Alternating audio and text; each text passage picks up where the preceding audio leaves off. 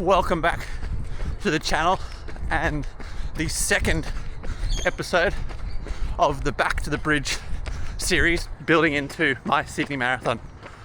I've just finished my easy Monday morning run and it was good. 12.2k in the bank, first session of the week done. Last week I got through my first proper week of training since Gold Coast Marathon, and that means this week it's time to build a bit more.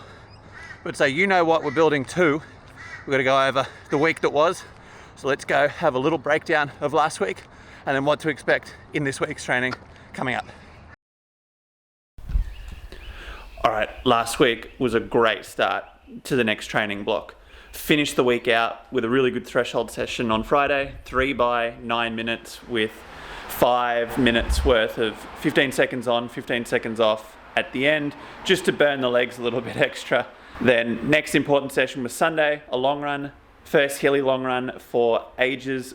Finally getting back into the hills, which is exciting because I haven't been able to do hills for quite a while. And it's an area that I can definitely get a lot of improvement probably quite quickly out of just by starting to run them again. That brings me really well to the point of this week's video, my new training philosophy. What is it? Well, you're gonna have to wait about 4 minutes to find out. Right now, I have the rest of the afternoon to continue working on my latest picture, which is Kipchoge's race singlet and number from London Marathon this year, which is really cool. And it is going very, very well, which means that I don't have to think about my running for the next couple of hours because my program won't be updated till tonight. So I won't know what tomorrow morning's session is until later, but you're gonna find out right now. All right, I told you it wouldn't be a long wait. This morning's track session back at Emerald Lakes, 5 by 800, 5 by 400, 5 by 200. Everything's building at the moment, bigger session than last week. It's gonna be a good one, descending reps. It's time to get started.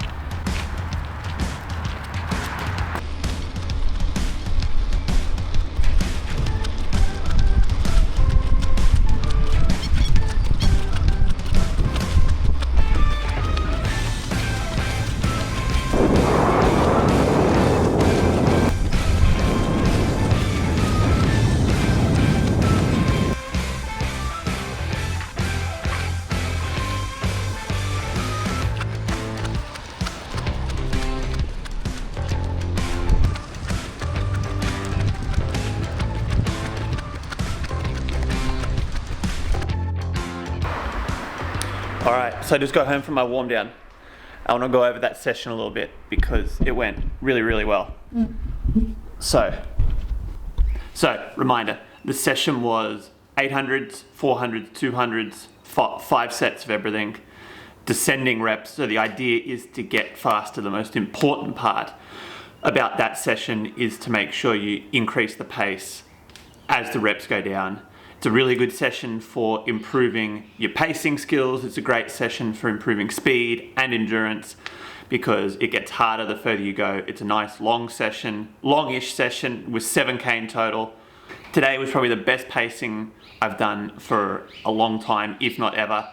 The cut downs were perfect. Started off at 322 average for the 800s, dropped it to 310 average for the 400s, dropped it to 3 minute average for the 200s.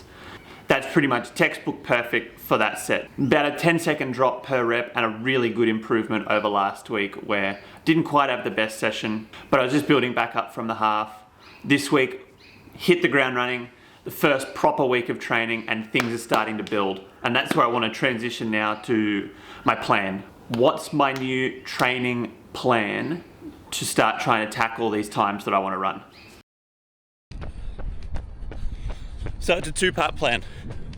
Part one starts out here. More running.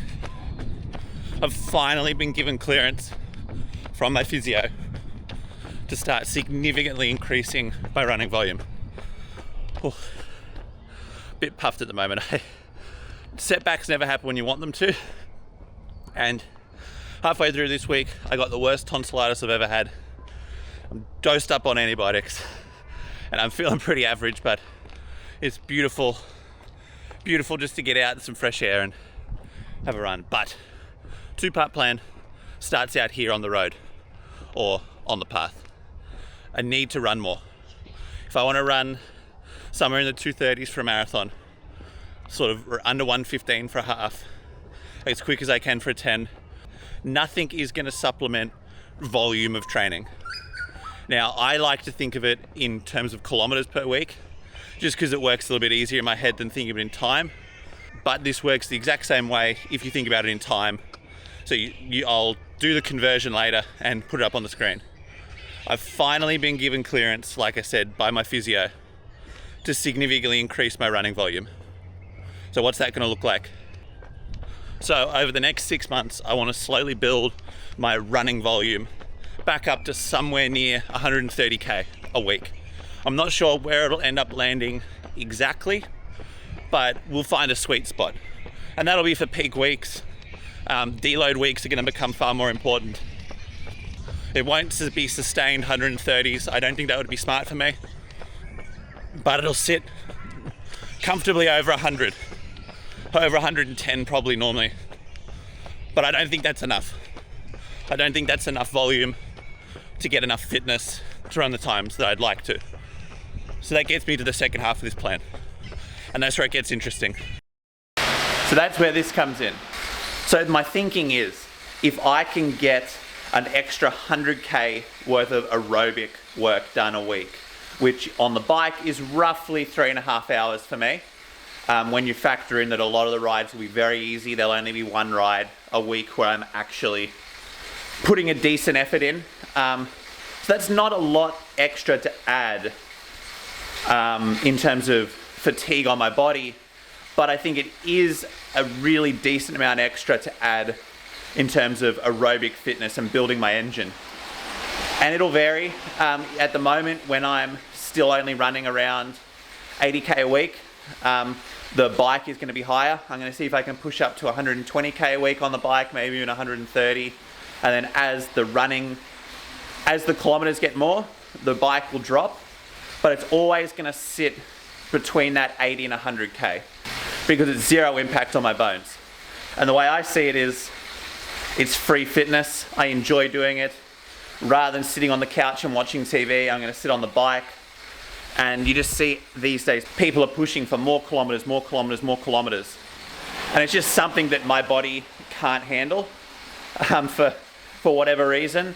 So for a while, it was really easy to get discouraged, like, what can I do? But I think looking at it through this different lens now and realizing how much fitness I gained from it during my last injury when I actually started riding the bike properly. And then it just gets cemented a little bit more when I was watching the Alex Yee series for London Marathon, and he was still doing hundreds of kilometers on the bike a week. Now he's a full-on professional triathlete, so there are obviously some pretty significant differences, but it never hurts to look at the top and see what they're doing, and then you can adjust it for yourself. So that's my plan moving forward. Up to 130k a week of running, and then padding out the rest to get to around 215k, or converted into hours, around 15 to 17 hours of training a week. How will it go? How's it going to go? I'm not quite sure, but I'm going to document all of it. I think it's just another way to show that don't let anything hold you back. Where there's a will, there's a way.